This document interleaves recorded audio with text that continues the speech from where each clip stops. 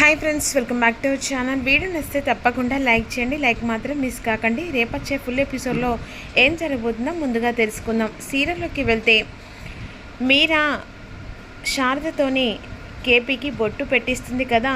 ఈలోపు చరచంద్ర తట్టుకోలేకపోతాడు. వెంటనే శారద కేపీకి బొట్టు పెట్టిన తర్వాత కేపీ మాత్రం చాలా సంతోషంగా శారద వల్లే ప్రాణాలు బయటపడ్డదని చెప్పేసి అన్న తర్వాత హ్యాపీగా సంతోషంగా శారద వైపు ప్రేమగా చూస్తుండగా శారద మాత్రం చాలా ఏడుస్తూ ఉంటుంది. ఇక వెంటనే శారద బయటకు వచ్చి చాలా ఏడుస్తూ ఉంటుంది. ఈలోపు భూమి వచ్చి అత్తయ్య, ఈరోజు మామయ్య ప్రాణంతో బయటపడ్డాడంటే అందుకు మీరే కారణం, మీ ప్రేమే కారణం అని చెప్పేసి అంటూ ఉంటుంది. ఇక వెంటనే ఈలోపు డిశ్చార్జ్ చేసి ఇంటికి తీసుకెళ్తారు కదా. అదే సమయానికి అపూర్వ ప్రాణులతో బయటపడని తెలిసిన తర్వాత అప్పుడు వెంటనే అపూర్వ ఈ విధంగా అనుకుంటూ ఉంటుంది. వీడు చచ్చి ఉంటే ఈ పెళ్ళి ఎలాగో ఆగేది. అయినా వీడు చస్తాడని అనుకున్నా, వీడు చావలేదు. ఇప్పుడు బావ ఈ పెళ్లి గురించి ఆలోచిస్తూ ఉంటాడు అని చెప్పేసి ఈ విధంగా అపూర్వ అనుకుంటూ ఉంటుంది. ఏమండి, ఆగండి, ఒక్క నిమిషం అండి అని చెప్పేసి మీరా గబగబా లోపలికి వెళ్ళి హారతి తీసుకొని ఇరుగు దిష్టి పొరుగు దిష్టి అని చెప్పేసి అలా తిప్పి వెంటనే బయటపడేస్తుంది. మీరు మెల్లిగా లోపలికి రాండి అని వెంటనే ఇక కేపీని తన రూమ్ దగ్గరికి తీసుకెళ్తుండగా ఈలోపు ఇక చరచంద్ర కాస్త బాధతో లోపలికి వెళ్ళిపోతాడు. ఏంటి బావ అలా ఉన్నాడని చెప్పేసి అపూర్వ కూడా ఏమైంది బావ, అదో రకంగా ఉన్నావు, ఏం జరిగింది అక్కడ అని అంటుండగా ఏం లేదు, ఈరోజు ప్రాణలతో ఒకవైపు బయటపడ్డాడంటే దానికి కారణం శారద.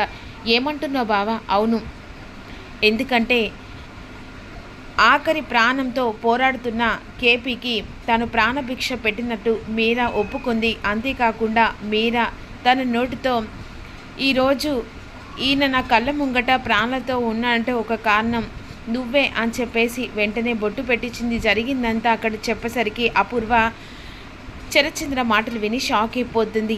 ఓహో, హాస్పిటల్లో ఇంత సీన్ జరిగిందా అని చెప్పేసి బావా అసలు ఏంటి, ఏం జరుగుతుంది బావా? నీ ఆలోచన మీ చెల్లె మీద పెట్టినా కూడా మీ చెల్లె మీ మనసు అర్థం చేసుకోవట్లేదు. అసలు ఈ ఇంటిని కాపాడేది నువ్వని కూడా తెలిసినా కూడా ఎందుకు ఇలా ఆలోచిస్తుంది?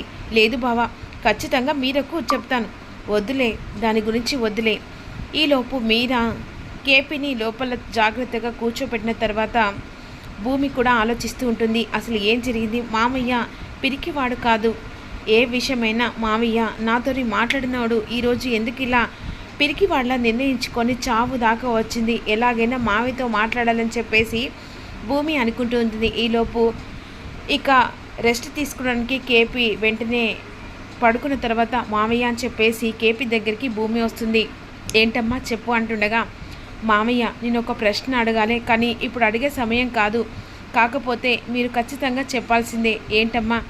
అసలు మీరు పిరికివాడిలా విషం తాగాల్సిన అవసరం మీకేముంది?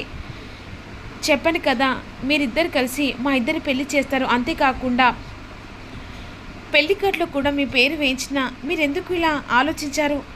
అంతేకాకుండా మీరు విడాకులు ఎందుకు ఇవ్వాలనుకుంటున్నారు? అసలు దీని వెనకాల ఎవరున్నారు? ఎందుకు మీరు పిరికిలాగా విషం తాగాల్సిన అవసరం ఏముంది మావయ్య? అసలు విడాకుల గురించి ఎవరు డిస్కషన్ చేశారు? అత్తయ్య ఎందుకంత మొండిగా ఉంది?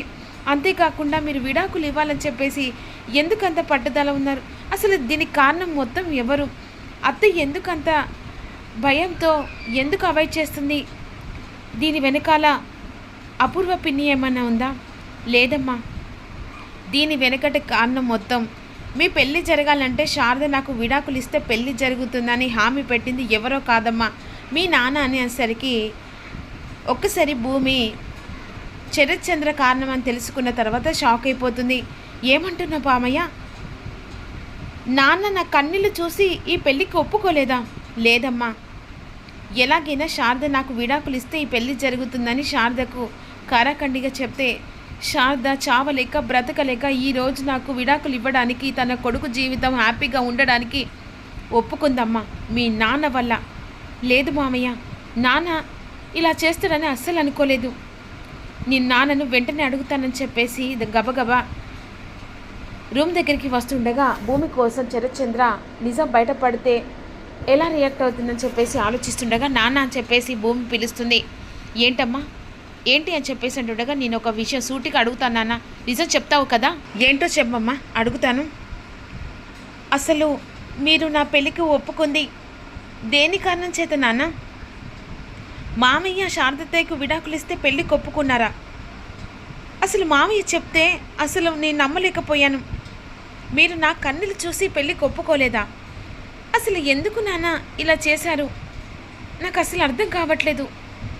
మా నాన్న ఎప్పుడు ఇలా చేయడని అనుకున్నాను, కానీ మీరు ఇలా చేసినందుకు నాకు ఏం మాట్లాడో కూడా అర్థం కావట్లేదు నాన్న అని భూమి విధంగా చెరచెందుతో అంటుండగా, అవును నేను చేశాను. ఎందుకు చేశానంటే వాడు ఈ ఇంటికి అల్లుడు కావడం నాకు ఇష్టం లేదు.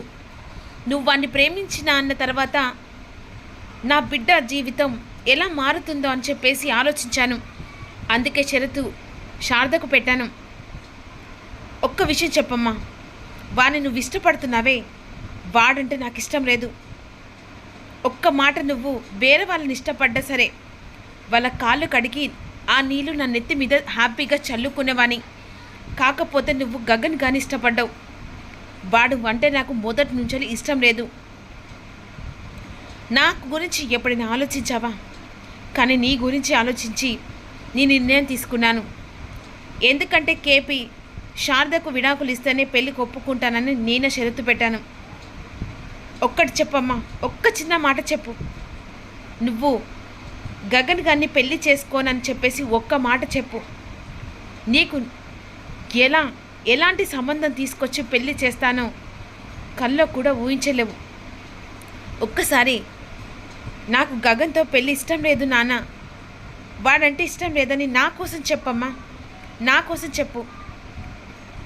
అలా చెప్తే నేను ఖచ్చితంగా ఈ నాన్న నెత్తి మీద పెట్టుకొని బంగారం మూల చూసుకుంటాడమ్మా. నా ప్రాణం తల్లి, ఈ ప్రాణం కోసం ఇలా చేయవలసి వచ్చింది. వాడంటే ఇష్టం లేదు, చెప్పు తల్లి చెప్పు అని చెప్పేసి అడుగుతూ ఉండగా, మరి భూమి ఏ ఆన్సర్ చెప్పబోతుందో తెలుసుకోవాలనుకుంటున్నారా?